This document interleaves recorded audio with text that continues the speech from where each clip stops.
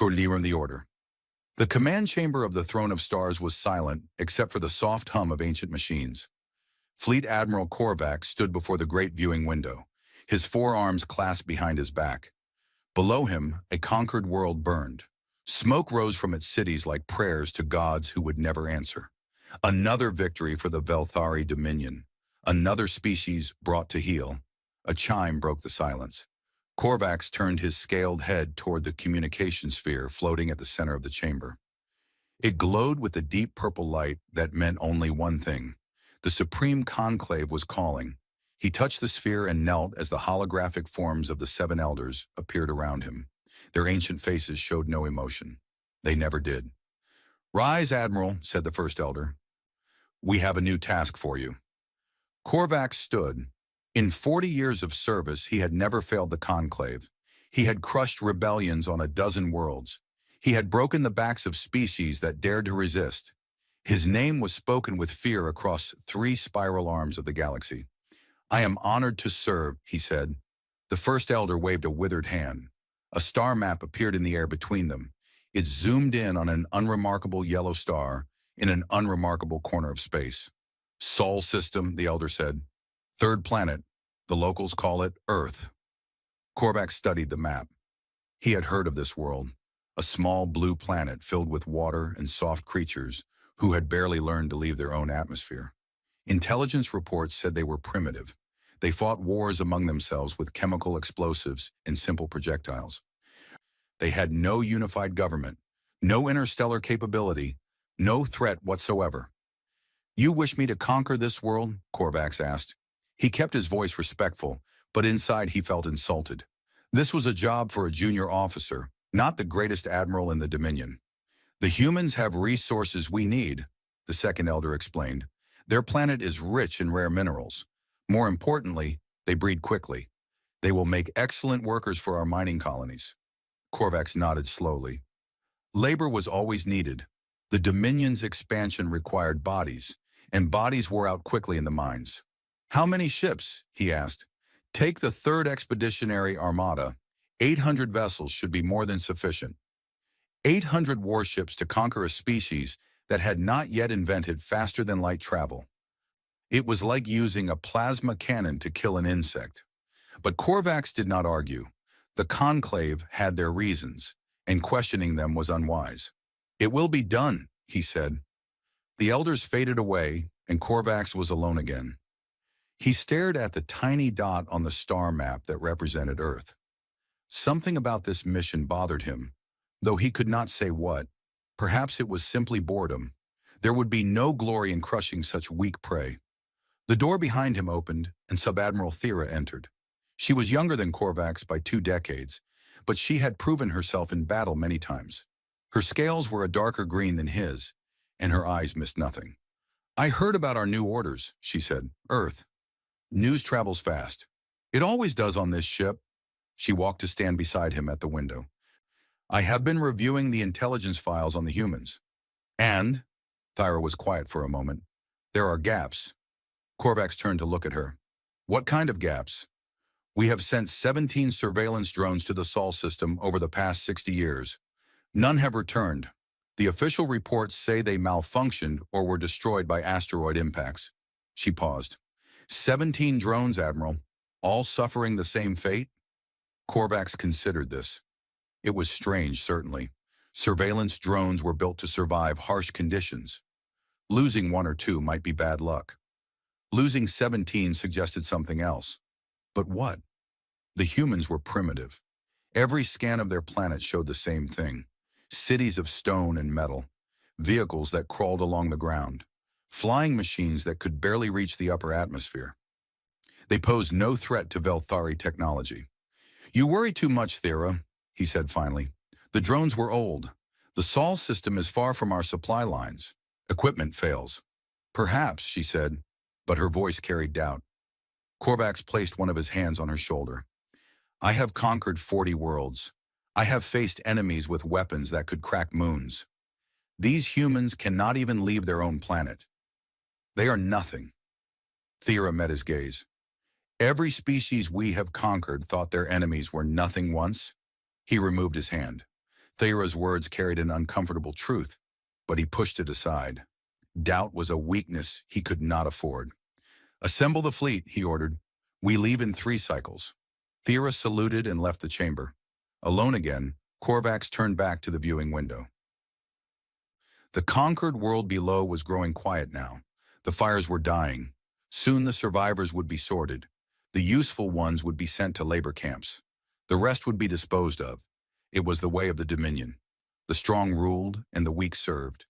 He thought about Earth, about the blue oceans and green continents he had seen in the surveillance images, about the strange creatures called humans who walked on 2 legs and had only 2 arms. They looked so fragile, so breakable, and yet Thyra's words echoed in his mind. 17 drones, all lost. He pushed the thought away. It meant nothing. The humans were primitive, and primitive species did not destroy Velthari surveillance drones. There had to be another explanation. 3 cycles later, the 3rd Expeditionary Armada gathered in formation above the conquered world. 800 warships, each one capable of destroying a city with a single shot. 2 million soldiers waited in the transport vessels, ready to descend upon Earth like a plague of metal and fire. Korvax stood on the bridge of his flagship, watching the fleet assemble. It was a beautiful sight. So much power, gathered in one place. The humans had no idea what was coming for them. "Fleet is ready, Admiral," the navigation officer reported. Korvax allowed himself a small smile. This would be quick. He would crush the humans, claim their world for the Dominion, and return home a hero. Again. "Take us to Earth," he commanded. The stars stretched into lines as the Armada jumped into hyperspace, leaving nothing behind but silence and the slow death of another conquered world. First contact. The Armada emerged from hyperspace at the edge of the Sol system, far beyond the orbit of the outermost planets. Standard procedure demanded caution when approaching unknown territory, even territory belonging to primitive species. Korvax was not a careless commander, but something was wrong. The moment his ships returned to normal space, alarms began screaming across every bridge in the fleet. Sensors detected thousands of objects surrounding them, small satellites, no bigger than a transport shuttle, floating in a vast grid that stretched across millions of kilometers. "Report," Korvax demanded. His sensor officer worked frantically at his console. "Admiral, these objects appear to be detection devices. They are scanning our entire fleet." "Detection devices?" Korvax felt ice form in his stomach. "That is impossible. The humans do not have this technology." "The readings are clear, sir. These satellites are using detection methods I have never seen before. They have already mapped every ship in our Armada."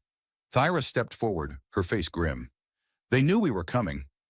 Before Korvax could respond, the communication sphere at the center of the bridge began to glow. Someone was transmitting a message directly to his ship, on a Velthari military frequency. "How did they get our frequency?" the communication officer whispered, her voice shaking. Korvax stared at the glowing sphere. His mind was racing. None of this made sense. The humans were supposed to be primitive. They were supposed to be easy prey. Yet here they were, using Velthari communication codes like they had been studying them for years. "Open the channel," he commanded. The sphere flickered and a holographic image appeared before him. It was a human female, small and soft-looking, with dark hair and eyes that carried no fear whatsoever. She sat in a simple chair, wearing a gray uniform without any military decorations. Behind her, Korvax could see the interior of a spacecraft, though it was unlike any human vessel in the intelligence files. "Good evening, Fleet Admiral Korvax," the human said in perfect Velthari. "My name is Director Chen. On behalf of Earth and its associated territories, I welcome you to the Sol system." The bridge crew froze. Nobody moved. Nobody breathed. Korvax found his voice. "You speak our language." "We have had nearly a century to learn it," Director Chen replied calmly. "We detected your first surveillance drone when it entered our system 63 years ago. Since then, we have been preparing." 63 years. The full weight of those words crashed over Korvax like a wave. The humans had known about the Dominion for 63 years. They had been watching, learning, building. Your surveillance drones were very helpful, Chen continued. Their data cores contained everything we needed. Your language, your military tactics, your communication protocols, even the locations of your nearest colonies. She smiled slightly. We tried to send diplomatic missions several times. Your patrol ships destroyed them before they could deliver our messages of peace. You should have surrendered, Korvax growled. That is the only message the Dominion accepts from lesser species. We are aware of your policies, Admiral. We have watched you conquer 17 species over the past 6 decades. We have seen what happens to those who surrender. Her eyes hardened. We chose a different path. Korvax leaned forward in his command chair. You chose death. I have 800 warships. What do you have? A few satellites? A single spacecraft? We have what we needed to build while you were busy conquering others, Chen said. You see, Admiral, that is the flaw in your strategy. You have been so focused on expansion that you never stop to ask a simple question. What happens when you meet a species that had time to prepare? Enough of this, Korvax snarled. He turned to his weapons officer. Destroy her ship. 12 missiles launched from the flagship, streaking toward the small human vessel. They crossed the distance in seconds and struck their target with perfect accuracy, and passed right through. The missiles continued on into empty space. Director Chen's image flickered slightly, then stabilized. A holographic projection, Thera said softly. She was never really here. Very good, Sub-Admiral, Chen said, as if she could hear every word on the bridge. My physical location is quite safe, I assure you, but I am genuinely sorry about what happens next. What happens next is the destruction of your planet, Korvax spat. Director Chen shook her head slowly. No, Admiral.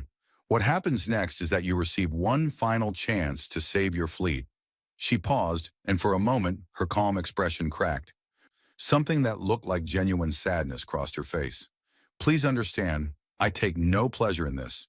My people wanted peace. We spent decades hoping that first contact would come through diplomacy. We sent messages of friendship to every ship we could reach. All of them were ignored or attacked. She stood from her chair and stepped closer to the projection device. So we prepared for the alternative. We watched your conquests. We studied your methods. We learned that the Velthari Dominion only respects one thing.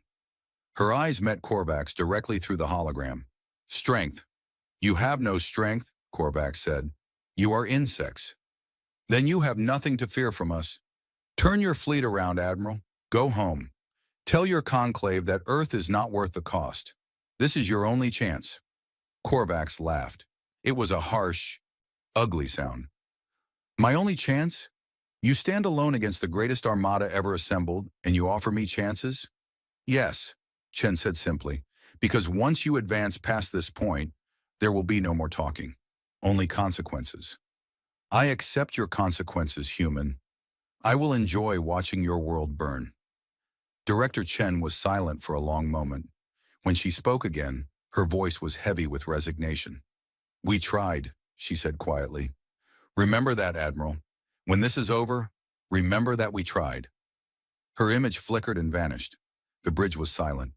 Korvax stared at the empty space where her hologram had been. His hearts were beating faster than they should.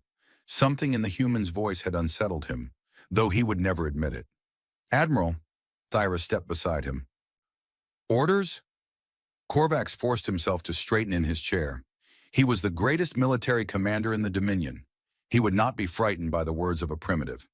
Full advance, he ordered. We continue to Earth. The Armada began to move, 800 ships of war pushing deeper into the Sol system. Behind them, the detection satellites watched in silence.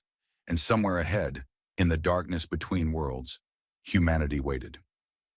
The Trap Springs. The Armada had been traveling for 6 hours when the first ship vanished. It was a scout vessel at the edge of the formation, a small craft with a crew of 50. One moment it was there on the sensors, transmitting routine data. The next moment it was simply gone. No explosion, no debris, no distress signal. It had been erased from existence. What happened? Korvax demanded, rising from his command chair. Unknown, Admiral, the sensor officer reported, his voice shaking. There was no weapon signature, no energy reading. The ship just stopped existing. Ships do not just stop existing. Before anyone could respond, 2 more vessels disappeared, then 5 more, then 12. Across the fleet, captains began screaming into their communication devices, demanding answers that nobody had. Korvax watched his sensor display with growing horror. Tiny lights representing his ships blinked out one after another, scattered randomly across the formation. There was no pattern, no way to predict which vessel would be next. It was like an invisible hand was reaching into his fleet and plucking ships away. "Shields to maximum," he commanded. "All ships, defensive formation." The Armada tried to regroup, but it was chaos. Captains were panicking. Ships were breaking formation, trying to flee the invisible death. And still, vessels kept disappearing. 50 gone now. 60. 80.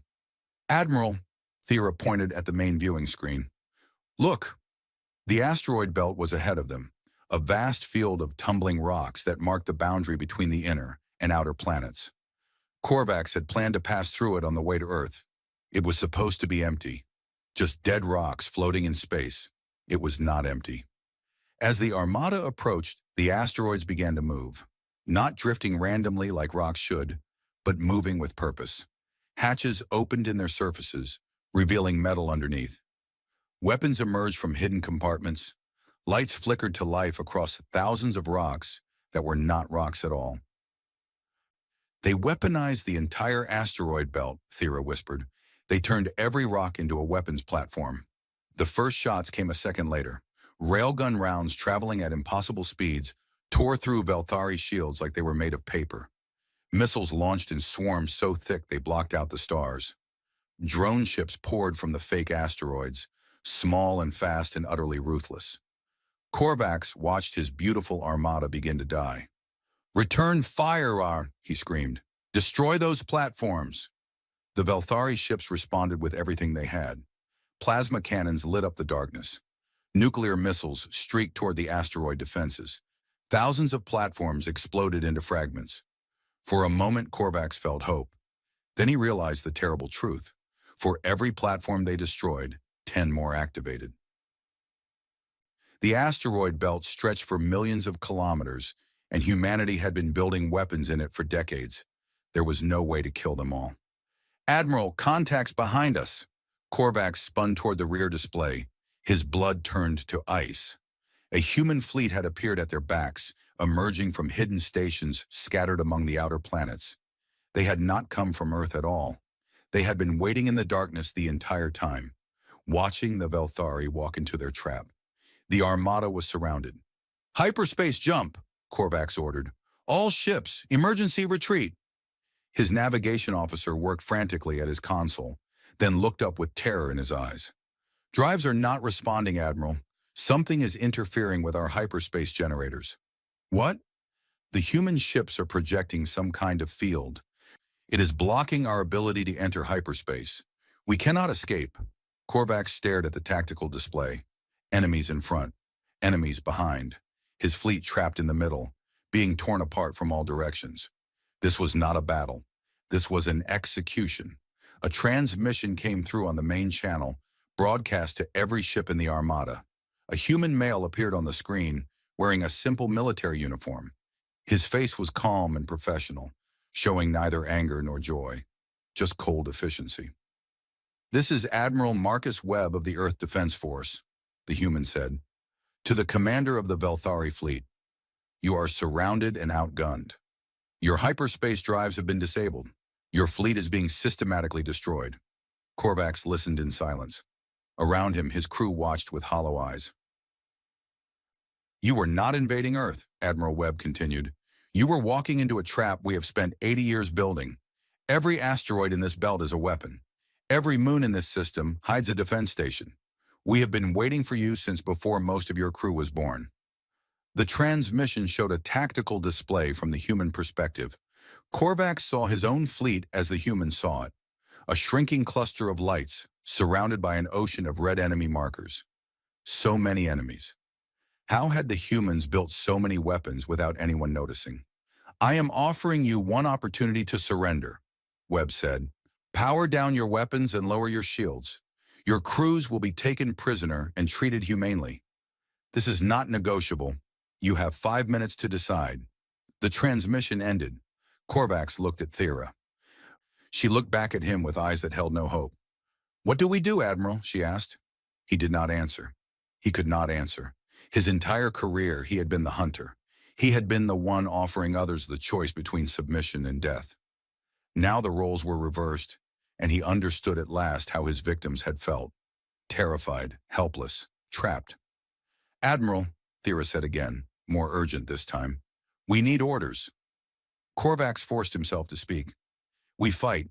We are Velthari. We do not surrender to primitives." But even as he gave the order, he knew it was hopeless. The humans were not primitives.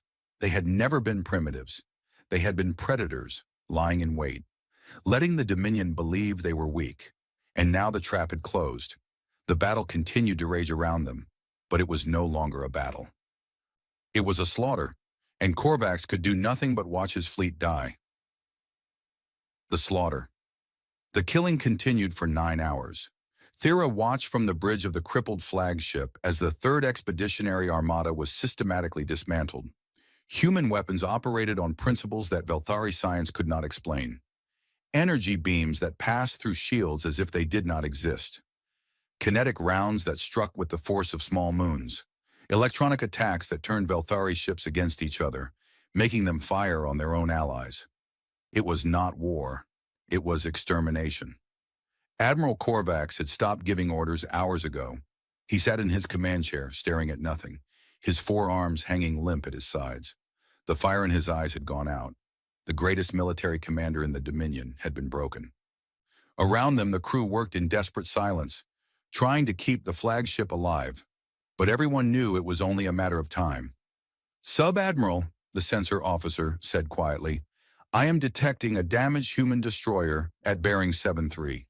Its engines appear to be disabled." Thera turned to look at the display. The human ship was drifting, separated from its fleet. A rare opportunity. "Can we reach it?" she asked.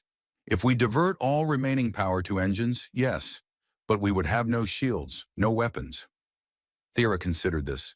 The flagship was already dying. In an hour, maybe 2, the humans would finish them off. But if she could board that destroyer, if she could capture it and study its technology, perhaps the knowledge could be sent back to the Dominion. Perhaps something could be salvaged from this disaster. "Do it," she ordered. The flagship lurched toward the damaged destroyer. No human ships moved to stop them. Perhaps they did not notice. Perhaps they did not care. There were so few Velthari ships left that one more hardly mattered. The boarding was quick and brutal. Thera led 50 soldiers through the destroyer's hull breach, expecting fierce resistance. What she found instead shocked her. The ship was nearly empty. They moved through corridor after corridor, finding only automated systems and silent machines. Where were the crew? A vessel this size should hold hundreds of soldiers. Finally, in the command center, they found them. 12 humans, all wounded, defending their posts with small weapons. They fought bravely but briefly. Within minutes, 11 were dead. Only one remained alive. A young male with burns across half his face. Thera's soldiers dragged him before her. He looked up at her without fear, just exhaustion and a grim acceptance of his fate. "Where is the rest of your crew?" Thera demanded. The human coughed blood and almost smiled. "You are looking at it." "Impossible. This ship is massive. It requires hundreds of crew." "Not our ships." The human gestured weakly at the walls around them. "Almost everything is automated. Artificial intelligence handles navigation, targeting, damage control. We just supervise." Thera stared at him. A warship crewed by only 12 beings? The Velthari used thousands to operate vessels half this size. How advanced were these humans? "Why?" she asked. "Why did you build all of this? Why did you prepare for so long?" The human was quiet for a moment. When he spoke, his voice was soft but steady. "Because we were watching." "Watching what?" "Everything. Your civilization, your conquests. We detected your signals decades ago. We saw what you did to other species, the enslavement, the destruction, the way you treated anyone weaker than yourselves." He met her eyes directly. "We knew you would come for us eventually. Every species in this region of space knew. The Valthari Dominion only stops when it is stopped. Thera felt something cold settle in her chest. So you build all of this just to fight us? We build all of this to survive. The human coughed again. You need to understand something, Sub-Admiral. Humans are not like the species you have conquered before. We do not have natural weapons. No claws, no armor, no venom. We are soft and weak compared to most intelligent life in the galaxy. Then how did you defeat us? The human almost laughed. It turned into a wet cough. Because we learned early that the universe wants to kill us. Our own planet tried to kill us for thousands of years. Disease, famine, predators, natural disasters. And we survived all of it. Not because we were strong, but because we refused to die. He paused, gathering his strength. When we realized what was out there in the stars, we did not panic. We did not hide. We built. We prepared. We decided that when the wolves finally came to our door, they would not find sheep waiting for them. His eyes hardened despite his wounds. They would find something worse. Worse than wolves? Thyra asked. Much worse. The human smiled with bloody teeth. Survivors. The kind that build traps 80 years in advance. The kind that turn an entire solar system into a fortress. The kind that do not stop until the threat is eliminated. An explosion rocked the destroyer. Thera's soldiers looked nervous. The humans must have realized one of their ships had been boarded. You should go, the human said. Take what you learned back to your fleet. If any of your fleet survives. Thera looked at him for a long moment. She could kill him now. It would be quick, merciful even. Instead, she turned to her soldiers. Leave him. Back to the flagship. They ran through the corridors, reaching their boarding craft just as human reinforcements arrived. The shuttle launched into space, weaving through debris and weapons fire. Behind them, the captured destroyer exploded, destroying itself rather than letting its technology fall into enemy hands. Thera watched it burn from the shuttle window. Around her, the battle was ending. Less than 50 Valthari ships remained. The rest were debris clouds and frozen corpses drifting in the void. They had come to conquer a primitive species. Instead, they had met something ancient and terrible. A species that had been preparing for war since before the first Valthari ship reached the stars. And now Thera realized they had to tell the Dominion what they had found, if anyone survived to deliver the message. The message.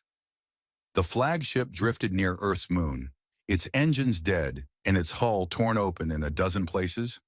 Of the 800 ships that had entered the Sol system, 47 remained. Most of those had surrendered. The rest were too damaged to fight. Admiral Korvac sat alone on the bridge. His crew had been evacuated to the lower decks, where life support still functioned. Only emergency lights remained, casting red shadows across the empty stations. He had failed. Not just failed, but failed completely. 2 million soldiers, 800 warships, the pride of the Valthari Dominion. All of it destroyed by a species that was supposed to be primitive. The communication sphere flickered to life. Korvax did not even look up. Admiral Korvax, a familiar voice said. Permission to come aboard? He raised his head slowly. Director Chen's face floated in the hologram, but this time there was something different. This time she looked tired, almost as tired as he felt. You are asking permission? He said bitterly. You could simply destroy what remains of my ship. We could, Chen agreed, but that is not why we fought. We fought to survive, Admiral, not to conquer. There is a difference. 20 minutes later, a human shuttle docked with the flagship. Korvax remained on the bridge waiting. He heard footsteps approaching through the dark corridors. Then the door opened and Director Chen entered. She was smaller in person than her hologram had suggested. A tiny creature, barely reaching Korvac's chest. She wore the same gray uniform, and she carried no visible weapons. Behind her came 4 human soldiers in heavy armor, but they stayed at the door. Chen walked across the bridge and stopped a few meters from Korvax. For a long moment, they simply looked at each other. The conqueror and the defender. The hunter and the trap maker. You are not gloating, Korvax observed. Should I be? You destroyed my fleet. You killed nearly 2 million of my soldiers. Most victors would celebrate. Chen shook her head slowly. I am too tired to celebrate, Admiral, and too sad. She gestured at the viewing window, where the blue and white sphere of Earth hung in the darkness. Do you know how many people live on that world? Our intelligence said 12 billion. 14 billion now. 14 billion people who have never known war with another species. 14 billion people who grew up hoping that when we finally met other intelligent life, it would be peaceful. Her voice carried genuine pain. I have spent my entire career preparing for this battle. 40 years of building weapons, training soldiers, planning strategies, and every single day, I hoped I would never have to use any of it. Korvax did not know how to respond. Velthari did not think this way. Victory was glory. Conquest was honor. The strong took from the weak because that was the natural order. Why did you let us live? He asked. You could have destroyed every ship. Why accept surrenders? Because we are not you, Chen said simply. We do not murder prisoners. We do not enslave the defeated. We fight when we must, but we do not enjoy it. She paused. And because dead soldiers cannot carry messages. Messages? Chen reached into her uniform and pulled out a small data device. She held it out to Korvax. This contains everything. The full record of this battle. The technical specifications of our defense systems. The complete history of how we prepared for your arrival. She pressed it into his four-fingered hand. Take it back to your conclave. Show them what happened here. Make them understand. Korvax stared at the device. Understand what? That Earth is not a conquest. It is not a resource. It is not a stepping stone for your expansion. Chen's eyes met his directly. It is a line. Any fleet that crosses it will meet the same fate as yours. We will destroy them utterly, just as we destroyed you. You cannot fight the entire Dominion. Can we not? Chen smiled sadly. We had 80 years to prepare for this battle, Admiral. We knew exactly how many ships you would send because we had been watching your fleet movements for decades, and we built just enough weapons to defeat you. She let that sink in. How many weapons do you think we could build if we had another 80 years? How much stronger do you think we could become? Korvax felt cold despite himself. The humans had held back. This devastating defeat, this complete annihilation of the greatest armada in Velthari history, and they had held back. But we are also offering something else, Chen continued. Peace, trade, cooperation. The Dominion can be the first species to treat humanity as equals instead of prey. We would share our technology, our knowledge, our resources. We could be allies instead of enemies. The Conclave will never accept that, Korvax said. They will see this as a challenge. They will send more ships. Then more ships will die. Chen shrugged. We will be waiting. We will always be waiting. But the offer remains open, Admiral. Peace is possible. It is always possible right up until someone chooses war. She stepped back toward the door. The human fleet will escort your surviving ships to the edge of our system. You will be allowed to leave with your wounded and your dead. We ask only that you deliver our message to your leaders. And if I refuse, then someone else will deliver it. Chen paused at the door. But I think you understand now, Admiral. You understand what we are. And I think part of you respects it. She was right. Korvax did not want to admit it, but she was right. He had conquered 40 worlds, defeated dozens of enemies, broken the spirits of countless species. But he had never faced anything like this. A species that had seen death coming for decades and simply refused to accept it. I will deliver your message, he said. Chen nodded. Thank you. Admiral, I hope we never meet again. But if we do, I hope it is as friends. She left, and Korvax was alone again. Hours later, Thera found him still sitting on the bridge, staring at the data device in his hand. Admiral, she said, the humans are ready to escort us out of the system. What do we tell the Conclave when we return? Korvax was silent for a long moment. Through the viewport, Earth was growing smaller as the flagship limped toward open space. Such a small world, such fragile-looking creatures, and yet they had crushed the greatest military force the Dominion had ever assembled. We tell them the truth, Korvax said finally. We tell them that we found something out here we were never meant to find. He looked at Thera, and for the first time since the battle began, His eyes held something other than defeat. They held warning. And we tell them that it let us live. The stars stretched into lines as the survivors jumped into hyperspace, leaving Sol behind. Earth turned slowly in the darkness, blue and green and white, peaceful and silent, waiting, always waiting.